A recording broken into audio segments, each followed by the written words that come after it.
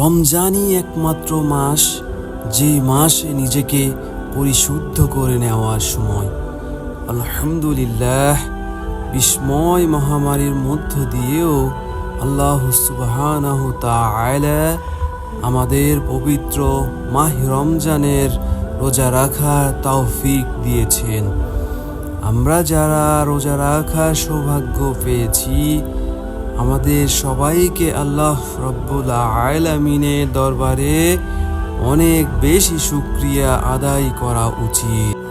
আল্লাহ রব্বুল আলামিনের ভালোবাসা পাওয়ার সর্বোত্তম মাধ্যম হলো রোজা।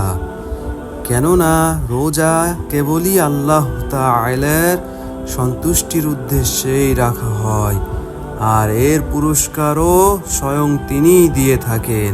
রমজানের ফরজ রোজা বা অন্যান্য দিনের নফল রোজা, যে রোজাই হোক না কেন, তা আমাদের আত্মার সংশোধনের কারণ হয়ে থাকে।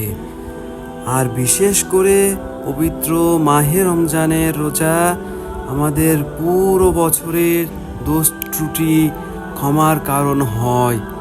নিজেকে পরিশুদ্ধ করে নেওয়া সর্বোত্তম সময়ও এটি।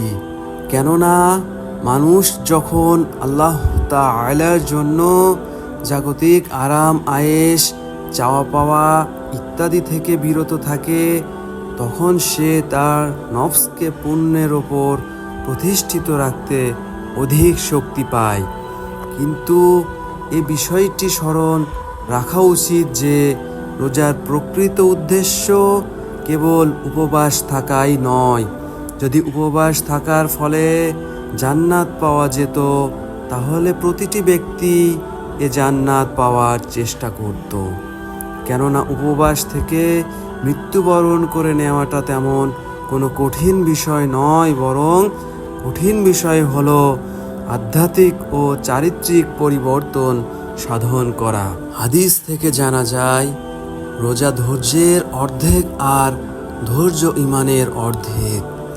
ইসলামের 5টি স্তম্ভের মধ্যে রমজানের রোজা স্রষ্টার সাথে বান্দার সাক্ষাৎ হওয়ার মাধ্যম হিসেবে সর্বশ্রেষ্ঠ স্তম্ভ বলে বিবেচিত হয়।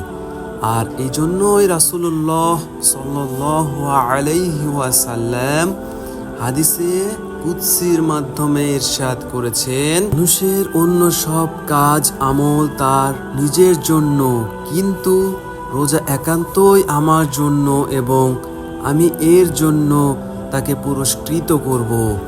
সম্মান ও মর্যাদার প্রভু আল্লাহ এটি বলেছেন। রোজা ঢাল স্বরূপ, তার নামে বলছি যার হাতে মুহাম্মাদের জীবন সাল্লাল্লাহু আলাইহি ওয়াসাল্লাম।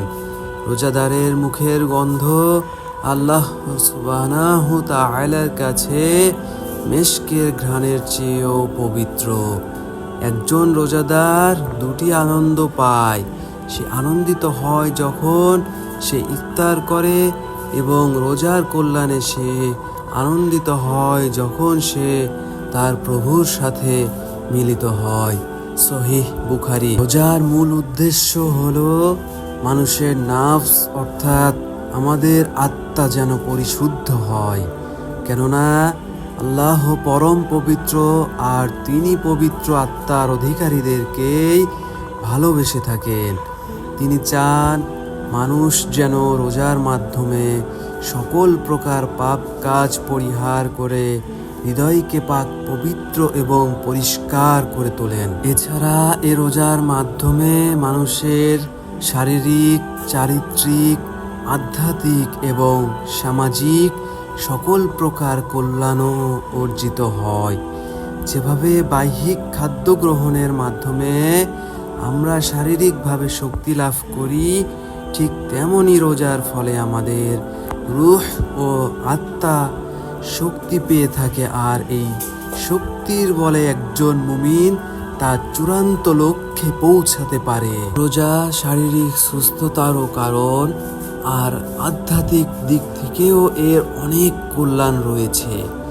রোজার মাধ্যমে আমরা অনেক ধরনের মন্দ থেকে বাঁচতে পারি এবং উত্তম চরিত্রের অধিকারীও হতে পারি। জুল উম্মালের এক হাদিসে এসেছে, রাসূলুল্লাহ সাল্লাল্লাহু আলাইহি ওয়াসাল্লাম বলেছেন, যে ব্যক্তি রমজান মাসে জেনে বুঝে পাপ করে বা কোনো মুমিনকে নিয়ে কুৎসা রটনা করে, কোনো নেশাদ্রব্য ব্যবহার করে, তাহলে আল্লাহ তাআলা তার সমস্ত আমলকে নষ্ট করে দিবেন।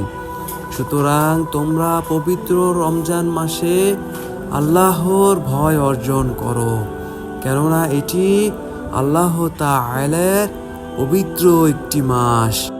দিনী ভাই ও বোনেরা, আসুন পরিপূর্ণ আত্মা শুদ্ধি অর্জনে রমজানের প্রত্যেকটি সময়কে পূর্ণ কাজে ব্যবহার করি।